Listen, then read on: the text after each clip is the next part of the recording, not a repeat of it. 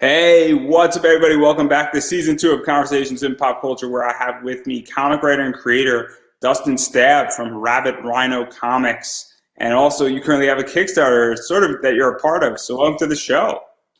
Thanks for having me. I appreciate it.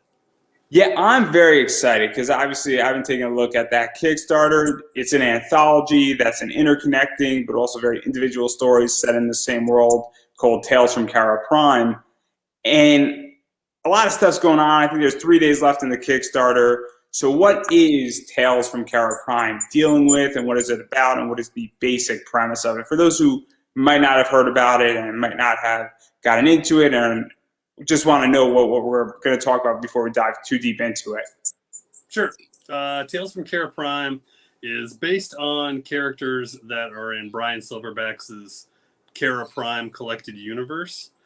So probably a year ago, maybe a little less than a year ago, he crowdfunded his handbook, which is the Kerra Prime handbook.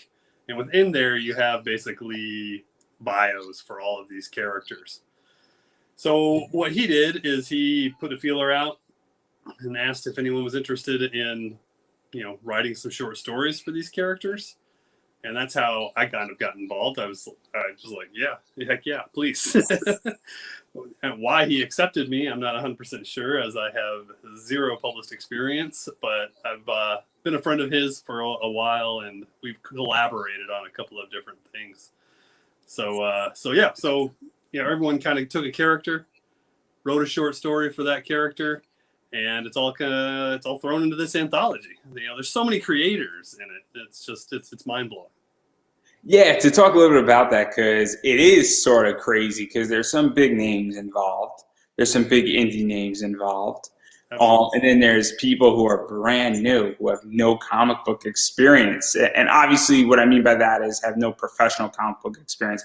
Obviously, looking at your wall, you are a collector. You've been reading comics for years, I can tell.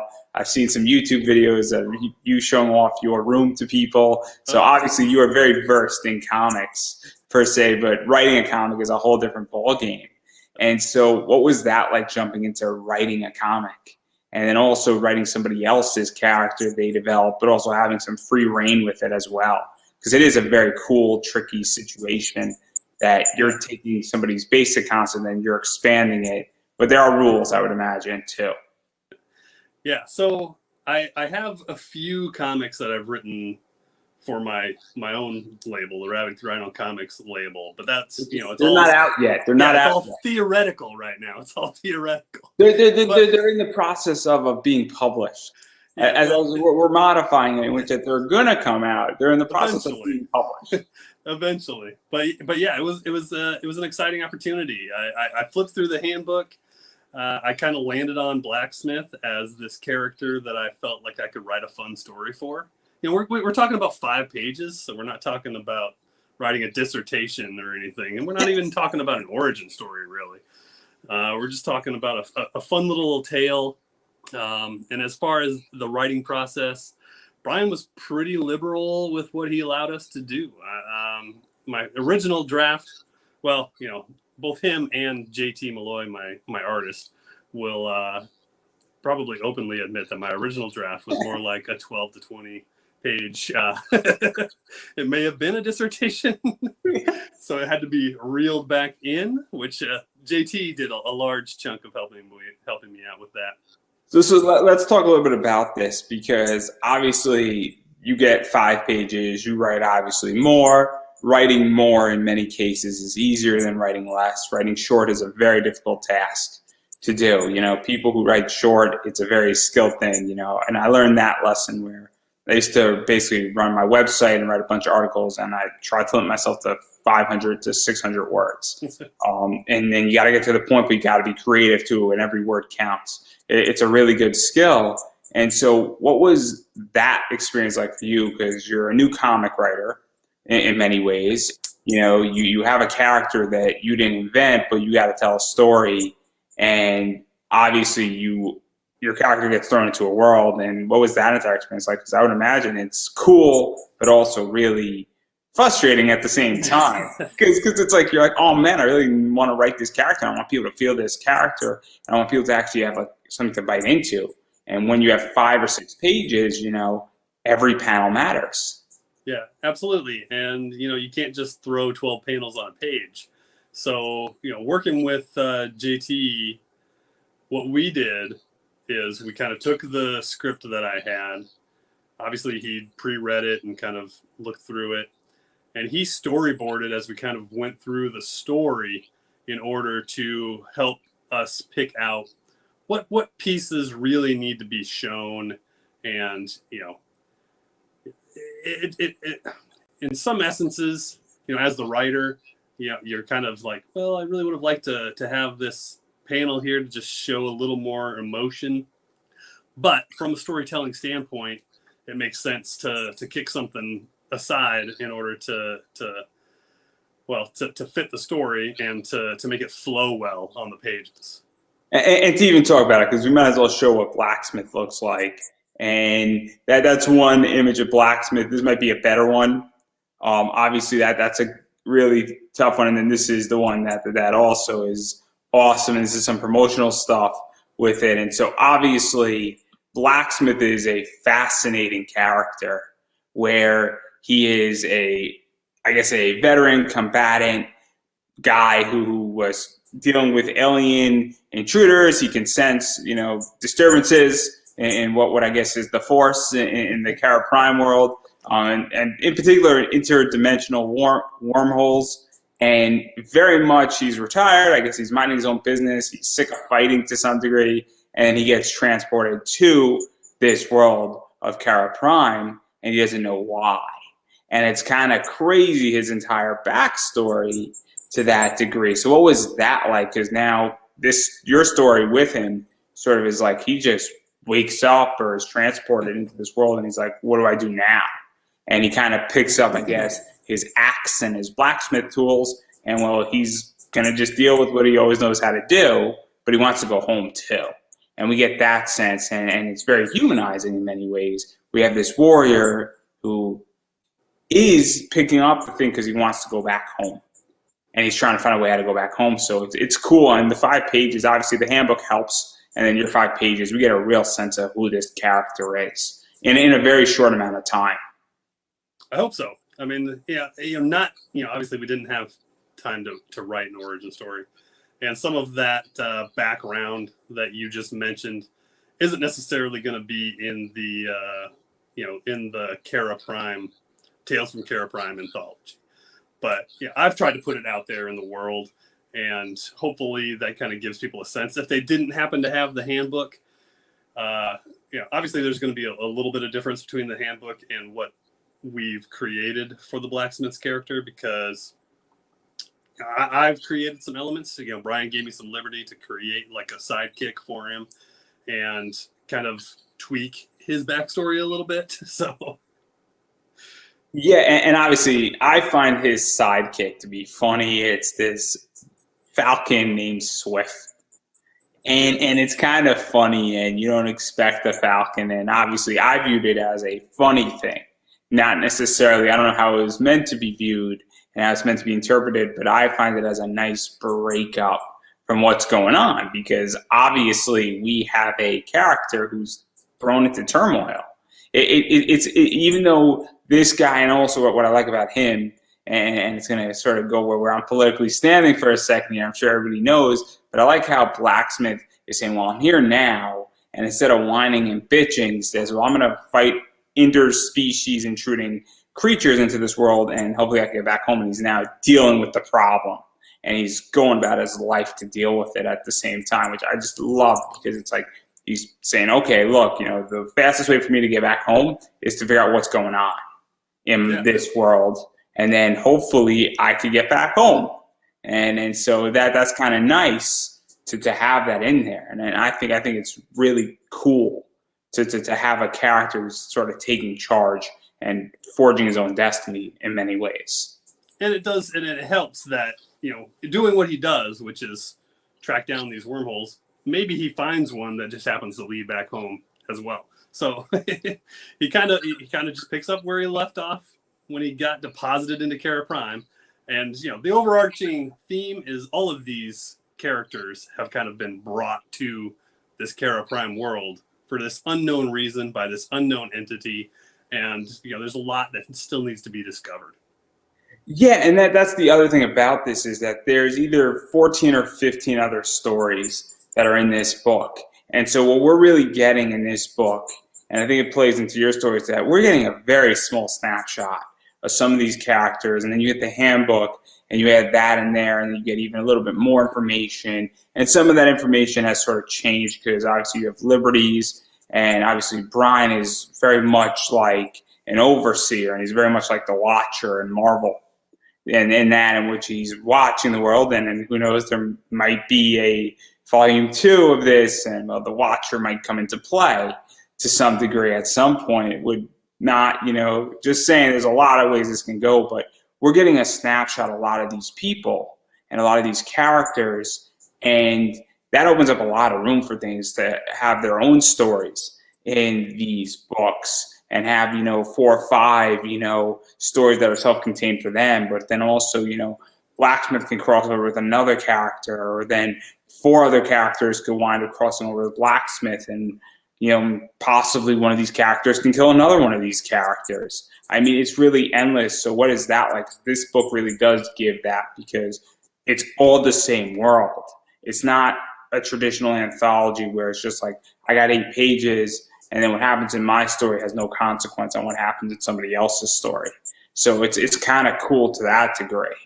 And that's, you know, that's kind of the future to Kerra Prime that Brian's setting up, is that, you know, I write for Blacksmith on this anthology. Maybe I write for something else on the other anthology, and somehow those characters interact, or, you know, as an independent creator, I have this intellectual property that I bring into the world of Kerra Prime that interacts with the characters that are in the Kerra Prime world, and then just kind of goes about on their way. So there's a lot of different ways in order to involve independent creators across all the spectrums into this shared universe.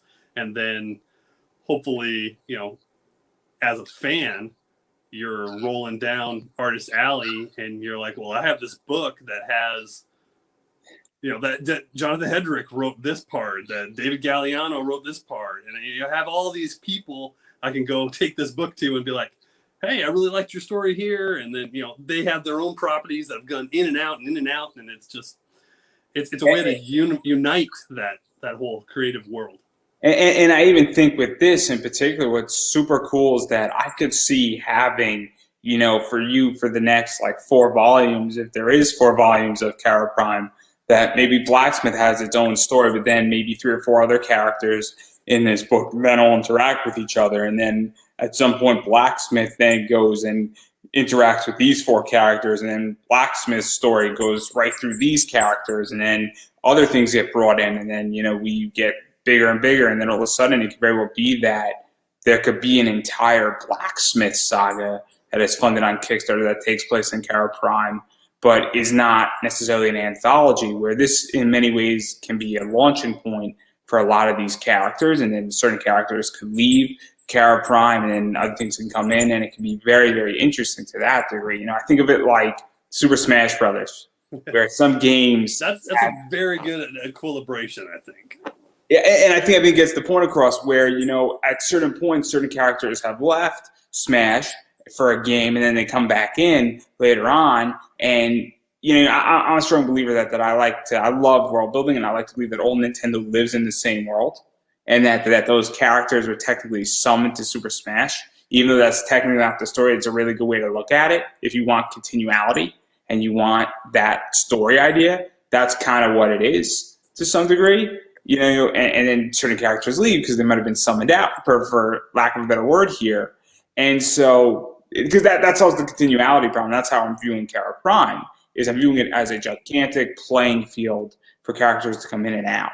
And I think it's awesome. And for also characters, because also the other thing about this is that, and I'm curious how you feel, is that it could very well be that people love Blacksmith, but they hate another character in this. And that, you know, Brian says, oh man, Blacksmith is the most popular character. We got to spin this out of Kerra Prime, and we got to keep it under the Kerra Prime name, but Blacksmith needs to have 20 pages next issue.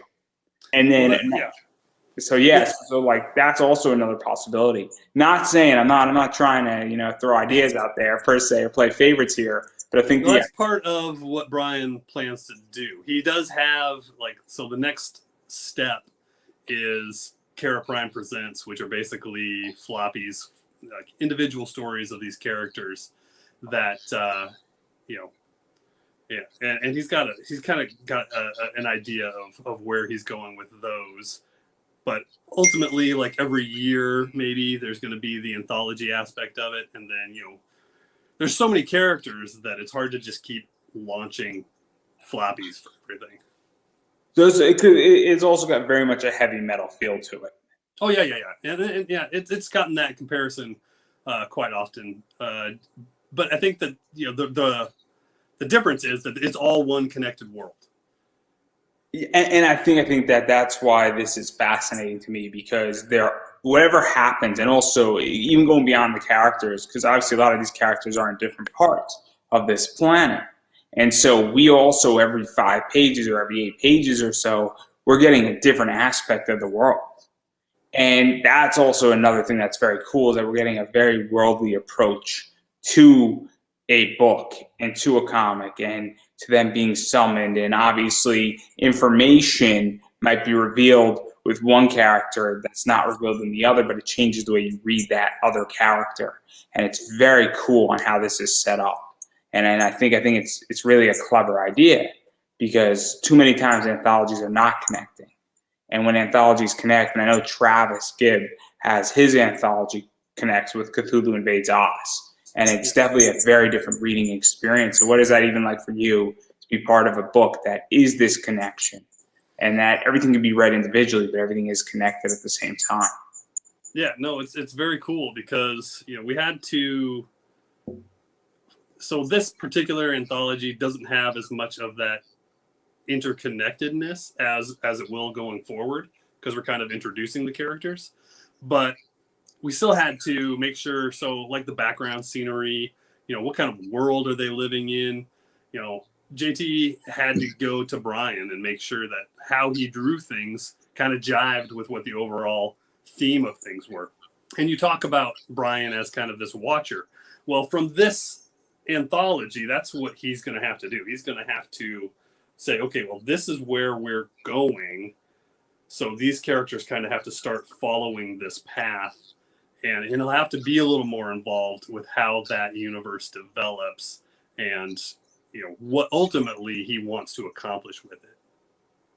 Yeah, it's super interesting, and I don't envy that job, because that job can be a lot of fun. But obviously, you need to know your world really well, and also the fact that obviously a lot of liberty was granted to you as a writer. And let's be realistic. I mean, 5 pages is not a lot, but if he's not paying attention, you could do a lot of damage to the other 14 or 15 stories in 5 pages. I'm just saying that. Yeah, I mean, a writer could want to kill somebody off, and if that's not part of Brian's plan, well, that doesn't exactly work, right?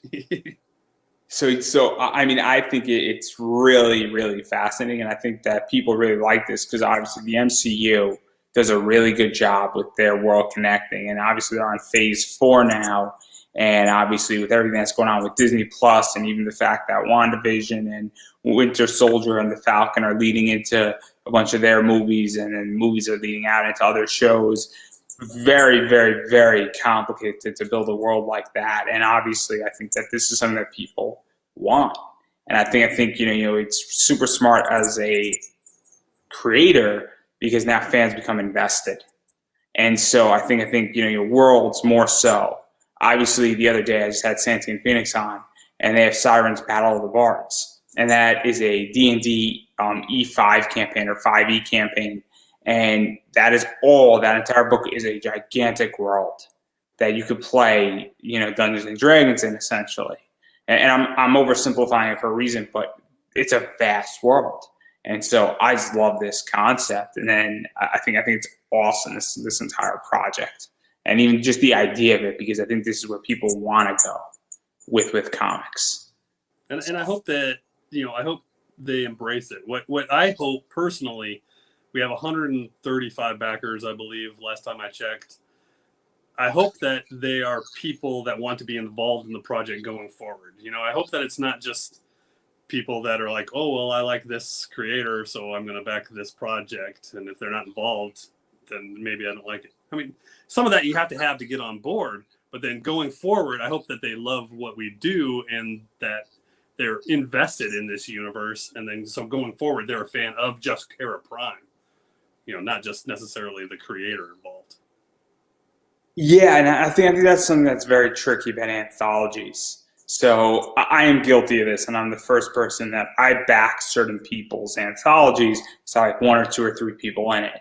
You know, Travis knows I'm going to say this, but I backed Travis's project because I know Travis, I know Chuck Pino, I know Russell Nolte was in there, and then I think Dan Mendoza was also in there, and I just do the four, and I was like, man, how bad can this book be with those four in there? Yeah. Which is legitimately a fair argument, I think. Yeah.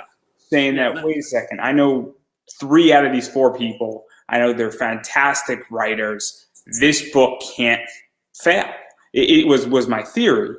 And I was like, okay, I don't know anybody else. I don't care. I read it digitally. I didn't even take it out of the box because it's a beautiful book. And I was happy and I was very, very satisfied with it, which makes sense. And so there are certain people, like when I read this, obviously I'm interviewing you, but I know Travis is involved. And I'm like, well, this book can't suck that bad.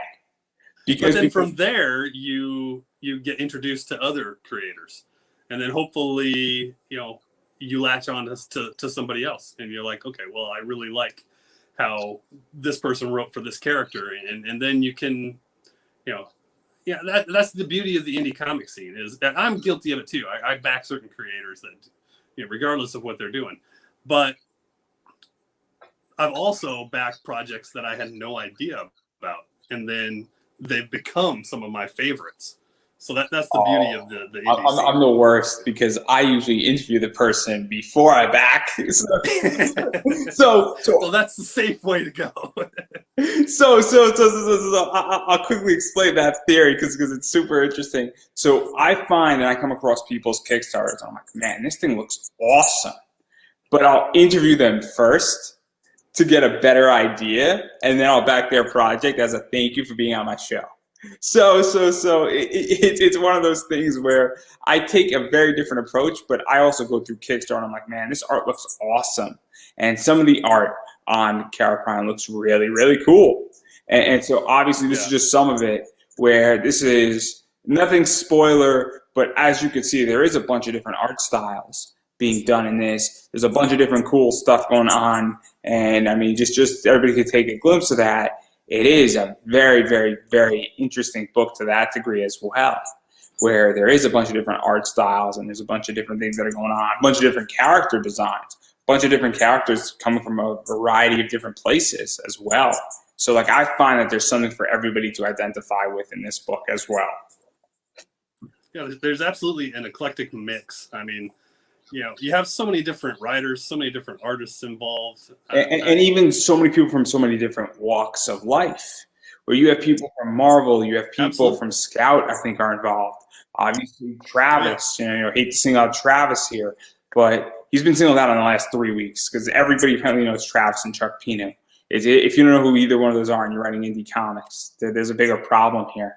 But anyway, one of the things is that you have big indie names also, and everybody on this book, I feel, has a different writing style. And then we have somebody like you who's brand new to this. And that you don't know what I'm going to do. And that's the thing that's awesome is that, you know, and you come from a very interesting background. You're obviously a veteran. And so you have that background to add into this book. And I don't know what other people's services, thank you for your service, might I add. But this idea is that you have that walk, and that's also projected in Blacksmith to some degree. And so a lot of different things are being circled around in this book, and it's super, super interesting when you even have the amount of experience in this book from all walks, because obviously, and I say this with all the respect, but nobody knows what you're going to do. And this is like going to be their first experience of saying, oh man, we're actually picking up this book and this is going to be awesome. And who knows? You could be like the next big thing, or people say, man, that was actually really good. And I so hope that's people enjoy it cool. at least. Yeah. And so what is that like to be in a book with so much experience associated with it, from the top up all the way to the bottom, and on every single rung? Because there is so much there. It's humbling. It's I'm flattered to be involved with this, because there's no question when you look at this name of lists, I'm a nobody on it. This is literally the first thing I've done from a publishing standpoint in the comics world.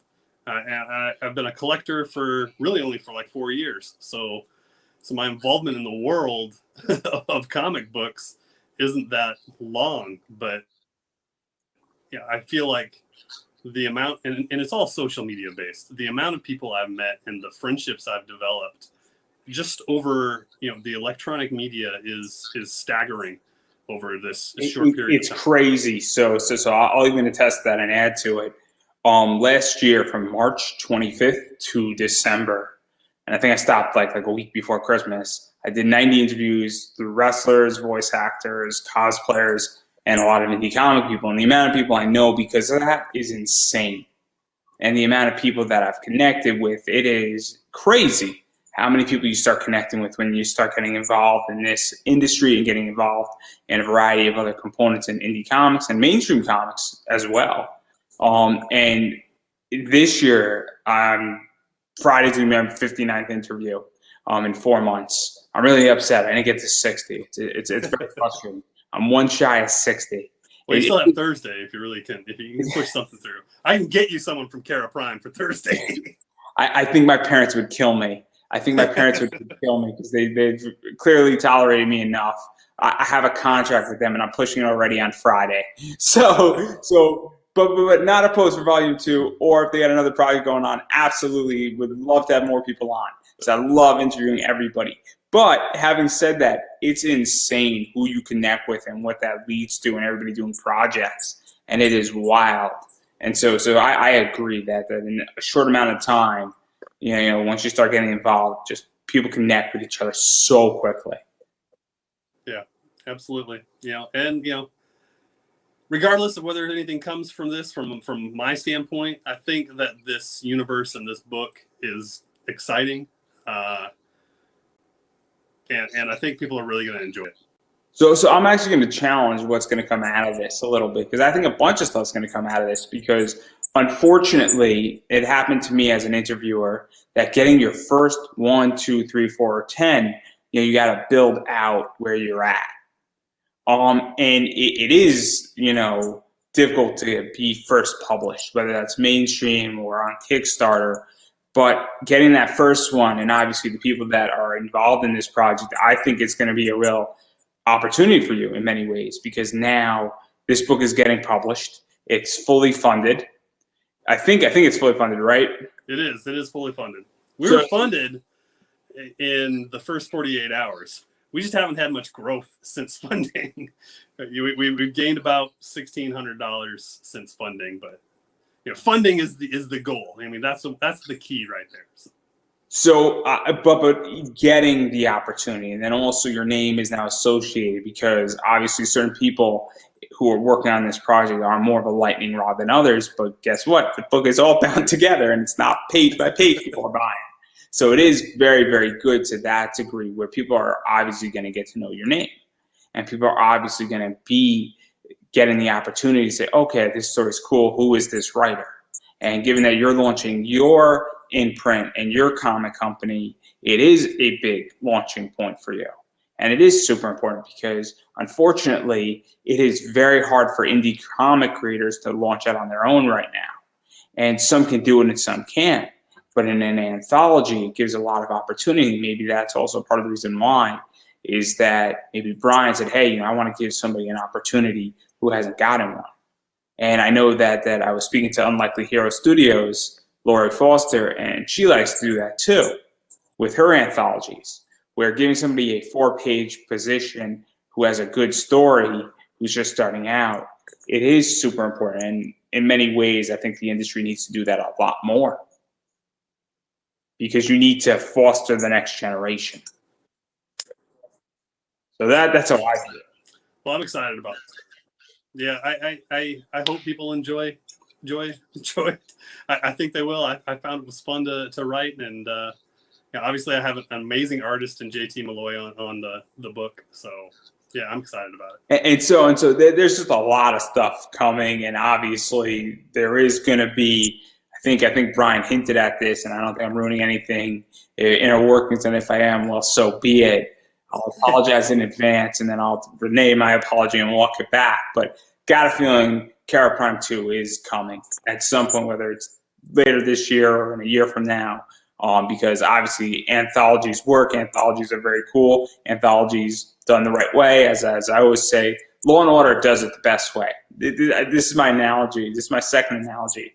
So when Law and Order launches a new show or a new spinoff, they always use their top show to launch that spinoff because it does it, and then every once in a while they'll weave it back in to that main show or their top show to reboost it up. And that's sort of what I think the anthology, when you have floppies and long-running things coming out, that's what I think is going to be very useful for the anthology. So I'm willing to put money there's going to be a Kerra Prime Volume 2. I would agree with you. I think there will be as well. And so on that note, I kind of want to go through a bunch of stuff that are rewards with this before we talk about your books that are coming out that I know very little about. So obviously you can pick it up digital, the digital version of this book.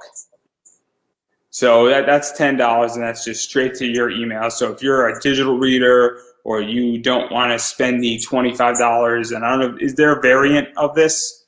There are no variants. So there's like a collector's issue that can be slabbed, but otherwise there's no variants.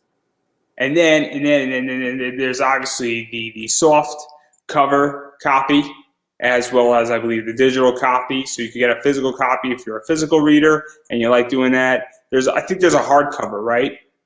There's no hardcover. That's a cardstock cover, so it kind of looks like a hardcover in the picture, but they're all soft covers.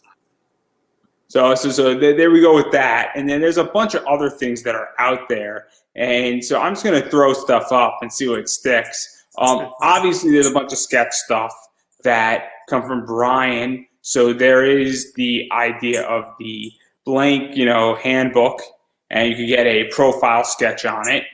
There's also, the one for Loggerhead that you could also get a sketch on. Then there's some other cool stuff for retailers, or I don't even know if technically if somebody was an eBay seller, I don't know how that would work, but obviously you could get a bunch of them if you want to support indie comics. And if you are a comic shop listening, please consider supporting indie comics. It is super, super helpful. I believe this is the card stock cover, or one collector's preview, I should say. Yeah, that's the preview issue that can be slabbed and signed, all those sort of things. And then there's a bunch of other cool stuff that's out there, such as some like original art and things of that nature. And there's a bunch of it, and it all goes at different prices. So obviously some of it's already actually sold. So I'm just showing off everything that's out there. There's also this, which is pretty much a bunch of cool stuff. I think it's just a big bundle that people can get out there. And then there's also even more stuff like this. So if you're sort of into wrestling, this might be for you. I'm just saying. I believe it is a wearable mask. So if you would like to go step in the ring, be my guest. I'm going to state this: getting suplexed hurts. It hurts. Don't ask, don't tell. Just going to drop it. Obviously some more art here as well with some of this stuff. So obviously I just showed a bunch of original art. Original art can be very expensive. I'm just throwing it out there. And this is a really cheap way how to get original art. Yeah, and a couple of the things are like first appearances of characters. I think one of the pieces is the first appearance of Deadlift, and one of the pieces is the first appearance of Loggerhead, which, for those that don't know, was published by Scout. So yeah, so that's something to keep in mind. That and obviously Scout. You said Scout, right? Yes. So one of the things about Scout is that Scout is with Lunar as their distributor, and there is stuff going on with Scout, and obviously, as we all know, and I'm on the comic book investing side of things, where, you know, everything is migrating towards TV, movies, web series. And we all know what that means, that if there's some original art that has a first appearance, and then all of a sudden 3 years down the road, Scout, and that character becomes a TV show, whether it's good or not, it's going to be going up in value. For So sure. if you are interested in having an appreciation asset, well, maybe you want to do a little homework and you got 3 days to figure it out. This might be a really good way how to get that art while it's cheap. And, you know, for $200 to $300, you know, you might just hit it. And I think you're also getting a bunch of other stuff with the original art too, Yeah, such as the of books course. and all Yeah, that stuff. for those of us that do buy those original panel arts, I mean, $200-$300 is a really good price for that stuff. So that's something that I want to just throw out there. Then there's also a bunch of add-ons too. Some random, you know, handbooks stuff. So I don't know the full randomness of this, but obviously it's kind of cool that for $10, if you just get the regular soft cover and then you're like, hey, you know, I want some more information on the handbook, you can add a handbook on. I also think that you could add a digital handbook on. Again, if you're a digital reader, you could easily do that. I think this might be one of the more expensive pieces. So I believe this is, you know, Bloody Bayou's first panel appearance. I probably got that wrong. Loggerhead's first panel appearance. Yeah. There we go. There we go. Again, I'm not familiar with Loggerhead. I should be, but I'm not. But obviously, as you can see right from this picture, you're getting the original art. I think you're getting a digital version. You're getting the soft cover. You're getting the preview, and you're getting a print with it as well. And so obviously, there's a lot of cool stuff with that. And then the other thing I want to show is just these pins, an enamel pin, because I know a bunch of people are pin collectors and like collecting stuff like that. So obviously, those are limited. So there's only so many of them out there. Yeah, and I know a bunch of people who collect pins. I have a few pins that I like that I think are cool, and I know there's a bunch of companies that really do that with their characters, and I think this is sort of the last thing with art add-ons as well. So obviously, there's a lot of cool stuff that people can pick up. So obviously, that's all the rewards. Pretty quickly tackled it. A lot of cool stuff going on with that. So wanted to throw that out there for those who are interested. Again, this thing is fully funded. So obviously this book is happening. And also I will say this is that there is a creator split attached to this book between all the creators as well.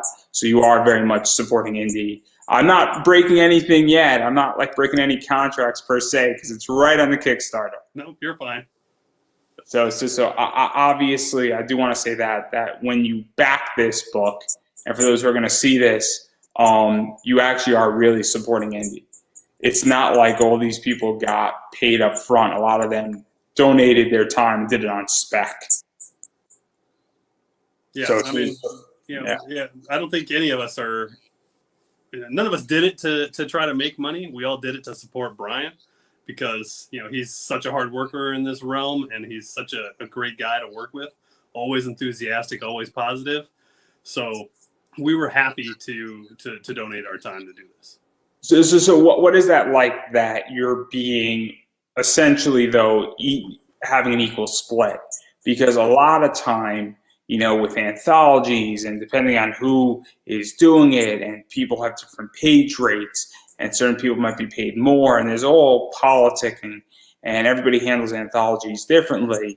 You know, from what I hear on horror stories, you know, what is it like to, hey, you know, we're getting and split on the back end after printing costs, because that's kind of a nice thing where it's saying, hey, I get that you did this on spec with me, and you did it almost, I don't want to say as a favor, but because we like where you're going with this. And that's kind of a nice thing where it's being treated as, you know, a real indie project and an equal project for everybody. Yeah, I mean, I can only speak to myself and JT. We both came into this understanding that we may not get paid anything on the back end of it. What that means for me, it doesn't mean a whole lot for me because this is my first foray into this realm. JT, he's got his own intellectual property. He does his own thing. I think he did it more as a favor to me than anything else. But when it's all said and done, it's indie creators helping indie creators, and that's kind of the world that I hope we strive to build. And to even talk about that, because Kickstarter has become very, very complicated. And I think anybody who's been in the space or has been a backer of Kickstarters has come to the realization that, well, Keanu Reeves has come in now with $1.4 million. Scott Snyder did almost $400,000 or maybe $500,000. Todd McFarlane did $5 million on a toy. Charles Soule, Ryan Brown did $120 on curse words. Might have done actually more than that. They probably did more like 130, and then the list can keep going.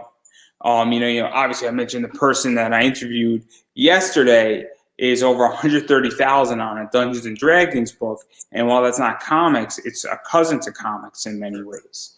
And so obviously there are some big players in this sector. And what is that like? That indie's helping indie, because I think that has to be the future to some degree. If indie comics want to fund well and want to, make a dent, because when you have 25 people working together and pushing out a book, that's a hell of a lot more eyes than having 2 or 3 or 4 people pushing out a book. And it makes it more competitive in a lot of ways to get attention if it's done the right way. Yeah, I agree. Obviously, people are going to back something that Todd McFarlane does or Keanu Reeves does just because it's Todd McFarlane and Keanu Reeves.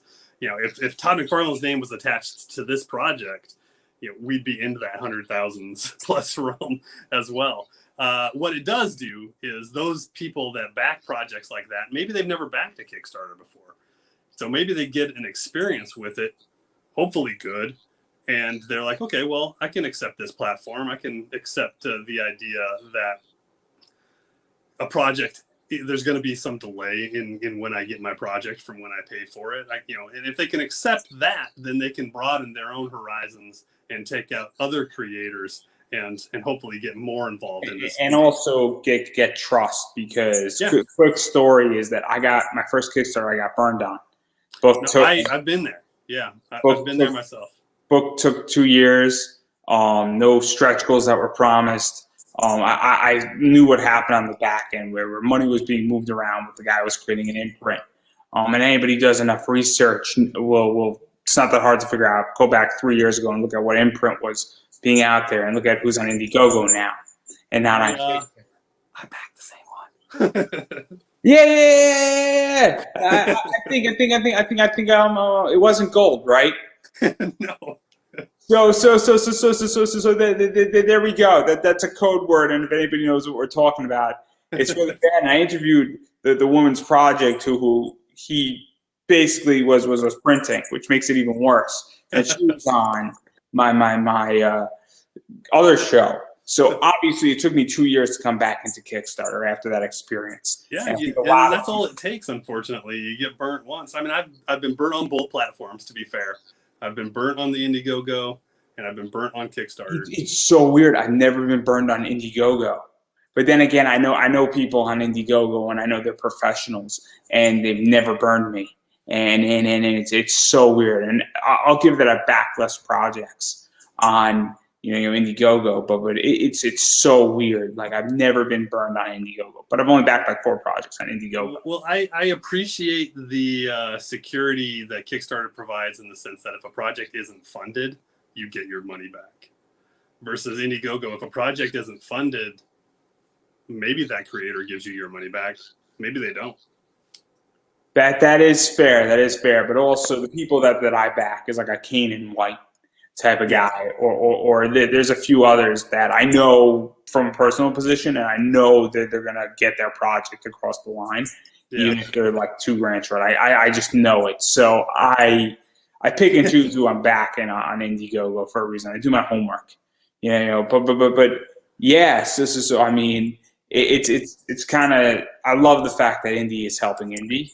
And I love the fact that it makes it competitive in many ways. And I said this before on somebody else's who I was interviewing. I said, I think what has to happen in indie is that very much what Image did, where I think indie creators have to bond together and almost create a super imprint where everybody owns their stuff. It's just that it needs to be almost like a marketing conglomerate, because with big names coming in, I think that is the only way to compete in many ways, because more and more big names are coming, no doubt about it. And that's the goal ultimately of Brian, not necessarily to create an imprint, but to create a world where everyone's intellectual property can come in, have some fun, play around, and then just go on their way. He's not looking to own anything that somebody else already owns. You know what I mean?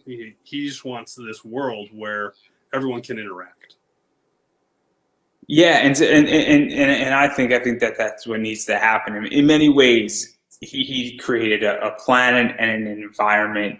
There's a few characters in there, and then obviously, hopefully, more characters are going to come in, and then people come in and out, and then it could either be viewed as canon, I guess, in somebody's world, or it could be viewed almost like a one-shot type of thing, depending on whoever's world you're setting up, and then it's going to be super interesting, because obviously, getting your character, if you own another character and it has some success, and then it comes to this and it gets introduced to a whole bunch of new people, they are going to flock to your book and people are going to flock to that. Yeah. And it's just exchanging and marketing. And then it's not like connecting covers, which people do, which is cool. But I think it's going to carry a little bit more significance if your character is actually on the world of Kerra Prime. Yeah, I agree. And so just even going off of that, with everything that's going on, where do you even think Kickstarter is going? Because obviously I know you're new, and that's why I'm curious, because I find the newest people actually are the closest to it. And I get some people don't want to have predictions. I completely get it. I tell you, I may be new to collecting, only been around for 4 years, but I'm not necessarily new to Kickstarter. I've backed over 70 projects, I think. So Kickstarter is not, well, crowdfunding in general, I should say, not just Kickstarter, is not something I'm new to. And I tell this to anybody that wants to listen. The books I enjoy reading are those books that I've gotten in the crowdfunding realm. Outside of that in the mainstream, I mean, there's only a few series that I necessarily, or a few writers that I necessarily latch onto and really enjoy everything they do. So it's, oh man, it's so weird. It's so weird. Mainstream. I am so old school. I enjoy things from like the 90s. Like I'm right now reading a boatload of Batman from like 93 to about 99. I feel like that's like the best 7 years of Batman by Chuck Dixon and like all those people, like Nightfall. Phenomenal. Phenomenal. Well, And then, yeah, I have a hard time comparing, well, like Frank Miller's Daredevil to what's going on in today's world. It's difficult to reach back and compare stories, and some of that is just the political climate we live in. So I find some of the stuff like I find the 7 year run, which is Nightfall and No Man's Land and that stuff. I find that to not be in any time. Where what would I find that to be, and the reason why is that we're now in a very situation where we're in a very, obviously Nightfall's the entire Bane story, and it goes back to what happens when you're, I guess, icon superhero and your protector of Gotham, who's a vigilante's back breaks. I know, spoiler alerts, guys. I know. It's only 27 years old. I think it's 28 years old technically. But anyhow, like I find that core story is still relevant in society, and then I find that even fighting for Gotham when everything goes to hell, what do you do? And so I find that stuff. But I agree that certain things, like the death of Superman, well, that political climate is long gone. I find that much harder to relate to. But like the Batman stuff, I find is so relevant now, and I feel like it's timeless. But that's just my opinion. And then I also think that some of the stuff with Frank Miller's Dark Knight, phenomenal. Yeah, that's timeless too. But I agree about the Daredevil stuff from back in the day, because things have changed. I mean, look at Law and Order. Law and Order season 10 of SVU so different than season 18. And that's 8 years. In 8 years, so much changed just in a television show. So it's kind of crazy looking back, but I digress. Because I do want to talk about Rabbit Rhino comics, and so I have to ask, why the Rhino? Rhino just happens to be my favorite animal. I'm a veterinarian by trade. That's my profession. And I've done a lot of work with wildlife medicine and in zoos and things. So I've done rhino conservation. And for whatever reason, rhinos just, it's always stuck with me as being a fun animal. So I love, all jokes aside, I actually enjoy this logo. I like the fact that it was like a badass charging rhino. Rhinos charge, right? Absolutely. Absolutely. And I just added the word rabbit just for a little alliteration, really. You know, it's Rabid Rhino Comics. It kind of rolls off the tongue. And that design actually was created by an artist friend of mine, Ted Morey. I gave him like a preliminary sketch of kind of what I was looking for, and he took it and ran with it. And yeah, I'm really happy with the design. And so. Obviously, I just threw my logo up there. I have a little tiny elf for those who are interested in knowing that. You know, I went a very different route. I decided that I view my company as a badass company. I went the cute route, but that's how I go. She's a badass elf. She's adorable and it's funny. It's supposed to be copying Heimchan from Crunchyroll to some degree, but I digress right there. But what type of comics are you going to be publishing that are sort of written out, because you got some stuff written out, but it's obviously not yet. I have a few scripts done, and it's just, I don't want to rush it. I want to take my time with it, and I want to be ahead of myself.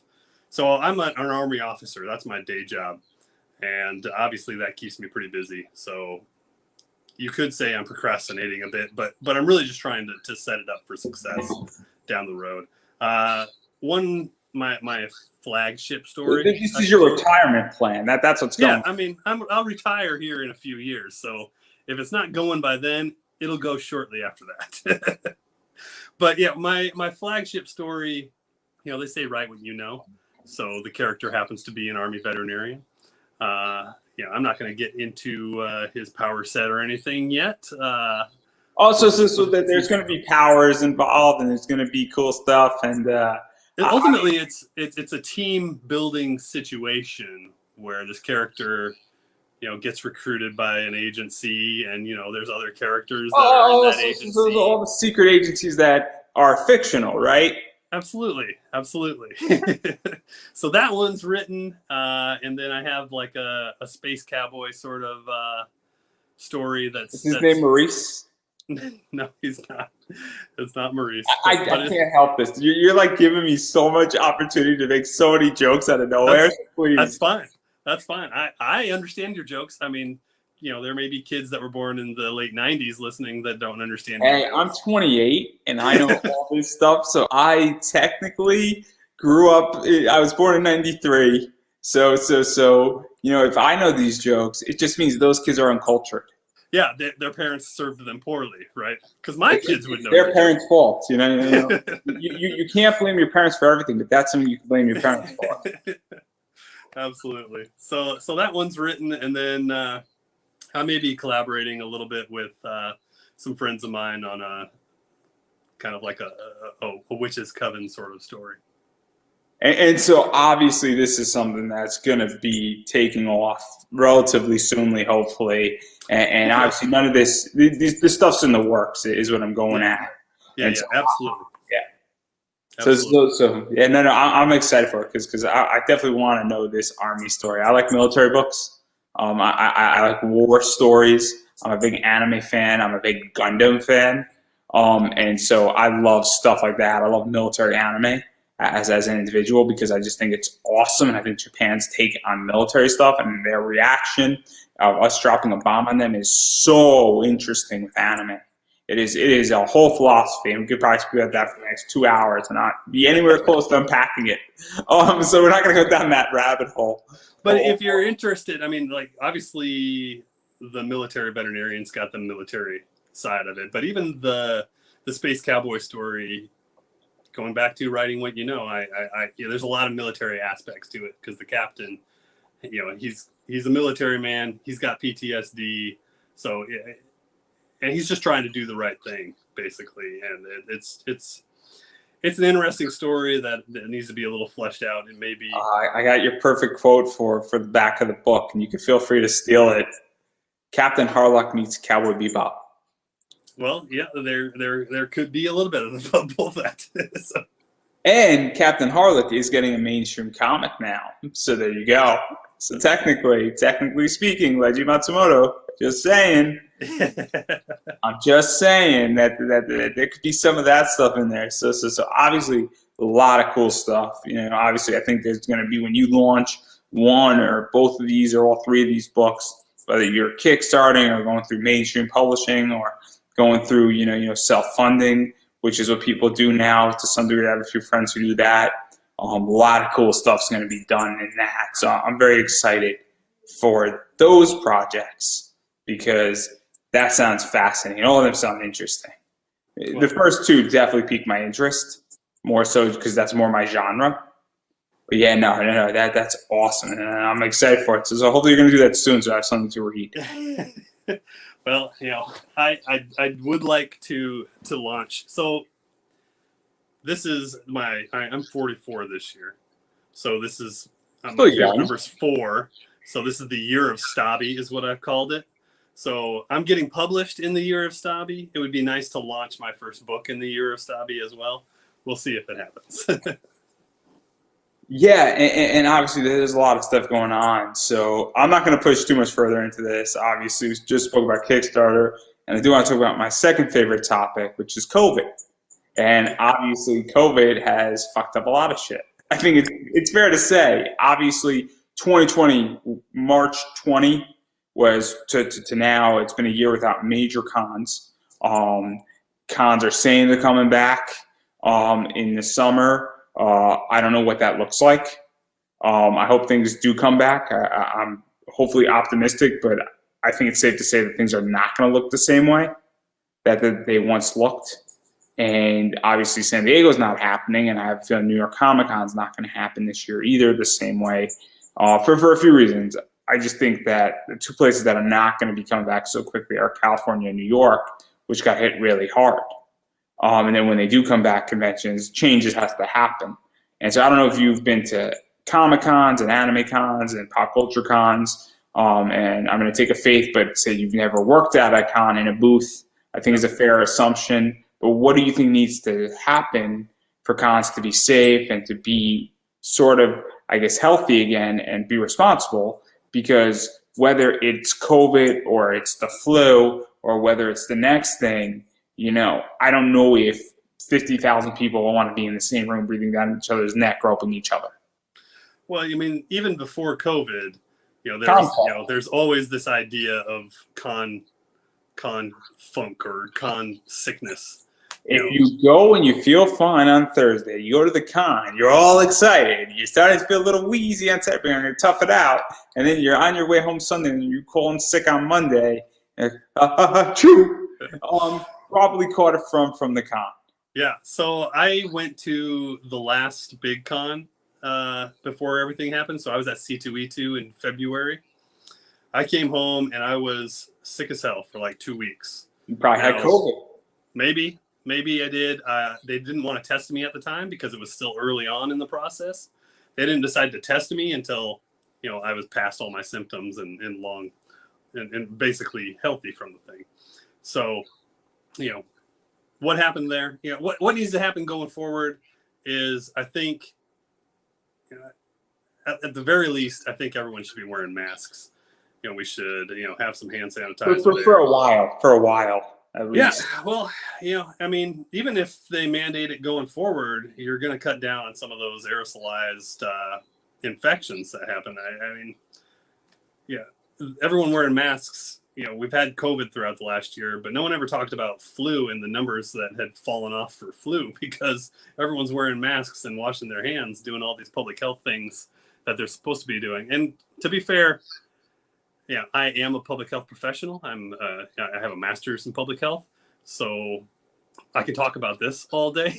We can go anywhere you want to go with as far as I guess where I'm curious is that because what I've spoken about and I've asked so many people this, and some people say, well, less attendance, allowing less people in the dealer's room or allowing less people in the panel room or for panels or spacing people out. Well, where maybe if you have celebrities, you have 3 celebrities in one of those big panel rooms, and you have people sort of spaced out and lined up in between, and that you have less interaction, you have testing, more, you have a variety of other tools. I don't know what other tools there are. Maybe, less bigger cons, and you have, a bunch of smaller cons pop up, because if you only have 1,000 people at a convention, chances are that there's going to be less people infected if there's a problem, or less spreading, or there's going to be more room for people. I've been at a con where there's 700 people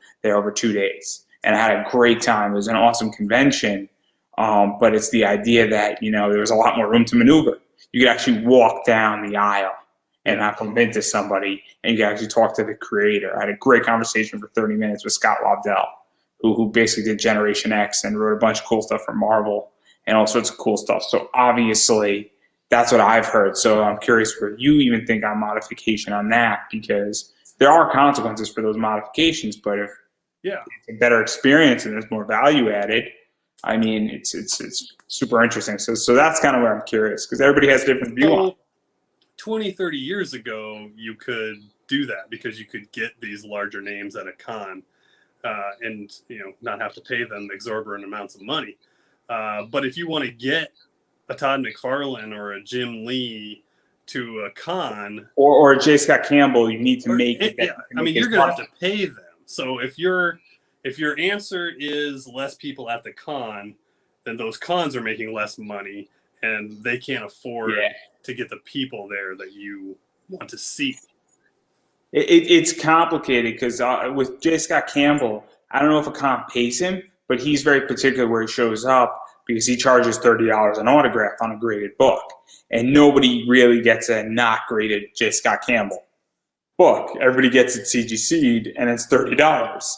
And I'm happy to pay my $30 because I like his autograph, and I know that I can sell it for a lot more. So if he's making money and I'm making money, nobody's complaining. If everybody's making money in the room, everybody's happy. Yeah. Even if it's a little bit of money. So where is that balance to how many people need to come to this con so everyone's making money? And so that's something that I have too with celebrities, because celebrities, I don't know if you know this, but they're guaranteed a certain amount of money. Yeah. So a celebrity might be guaranteed $50 grand.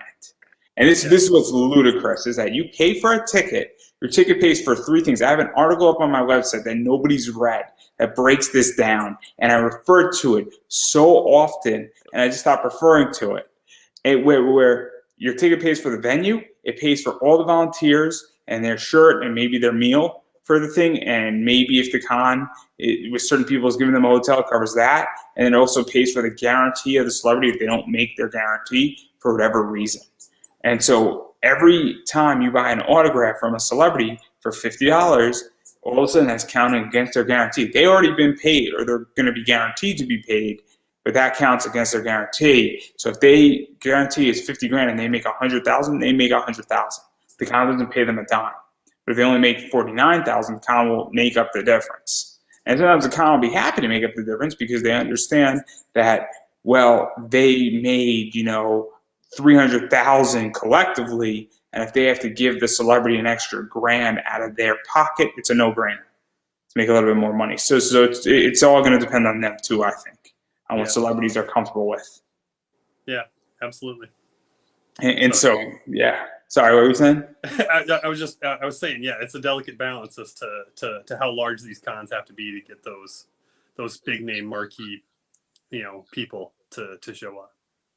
And then also, when Stan Lee was alive, I don't think a con necessarily paid him, but he was charging so much money that it's a no-brainer, or they might have just waived his, setup fee, and they might have covered it beyond that, but they might not have paid him like $100,000, because when you're charging $120 an autograph, there you go. So you're making your money hands down. Most disturbing thing I've ever seen at a con, and I was a part of it, so I know all about it. Very disturbing, that entire experience. It makes a slaughter factory look clean. Very, very odd position to happy I did it. Really odd experience. But anyway, I digress. You're talking about getting a signing from Stan Lee in the latter parts of the dime. Oh, very, very dark. Yeah. Very makes a slaughterhouse look clean. Yeah, I've heard that from many people before. I mean, I too regret that I didn't have the opportunity, but at the same time, I don't regret it. I'm glad I did. I know what you mean.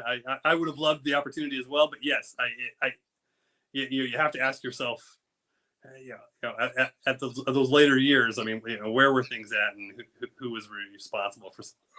It was dirty, but necessity, because the book I got signed. The person I want on it, 44, and that's a code for something in that book. If signed by Obama, will be a very, very cool book. And the entire team, and with Stan Lee signing it, it's a very cool book. And so it's a project, and I'm working on it. So obviously, having said all that, I do want to give you an opportunity to self-promote. So obviously, where can people find you? I know it's a hard transition. It's a hard transition out of COVID self-promotion out of COVID into Stan Lee into self-promotion. It's clearly that's a real linear delusion. No soft transition right there. But anyhow, I do want to give you the opportunity to promote yourself. So where can people find the Kickstarter? I know the link's up above. I think I put the link up above. I think I did that. But and then secondly, if it's not, I'll put in the link after this. But obviously, where can people find it for those who want to support Kerra Prime and back that project? Where can people follow you on social media, Twitter, Facebook, Instagram? And obviously, what do you want to let people know what's next for you? Sure.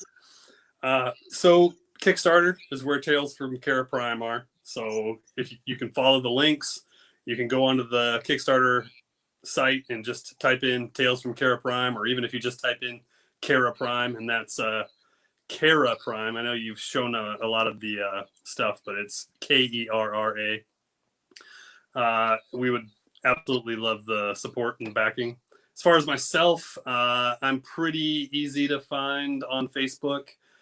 Dustin Staab, look me up. There's only a couple of us, and you'll know which one's me, because you'll just look at the page and it's all comic book related, because that's all I talk about on Facebook and stuff.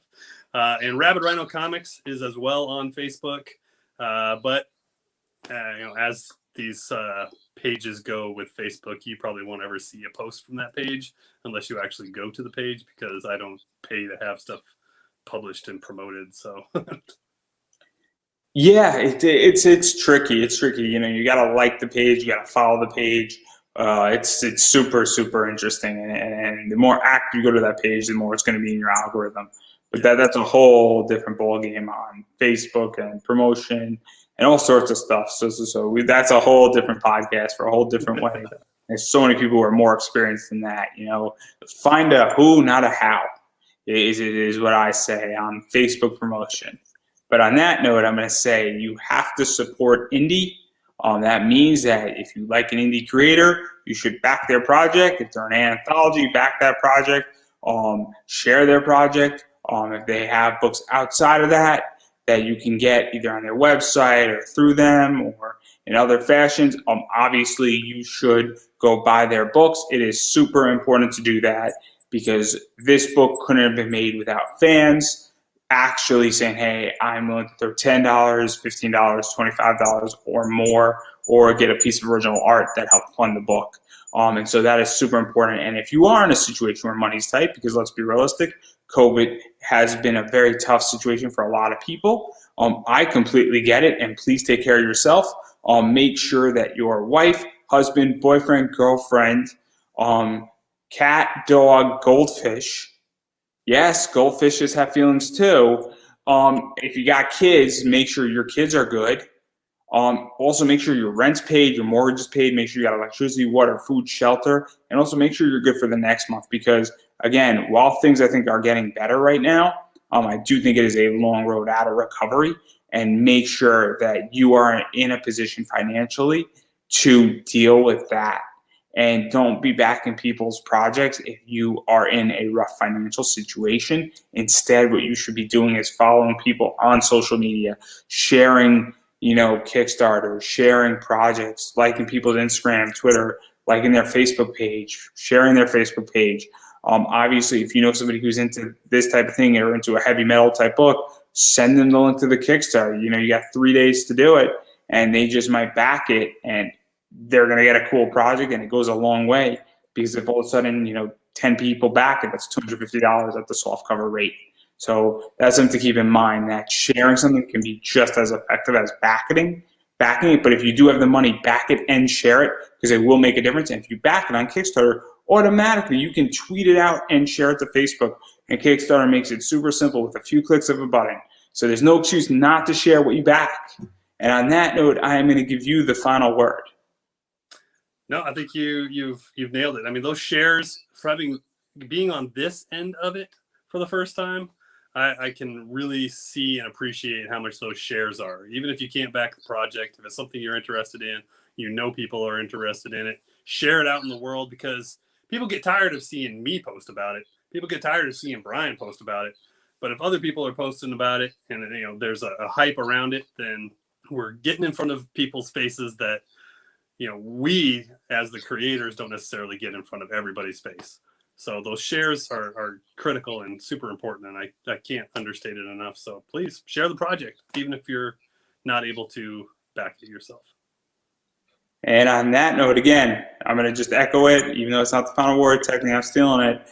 You got to share it. It goes so far, and I've been saying it for almost 13 months now in a row, and I'm going to keep saying it because a share goes so far. And on that note, that is a wrap. Thanks.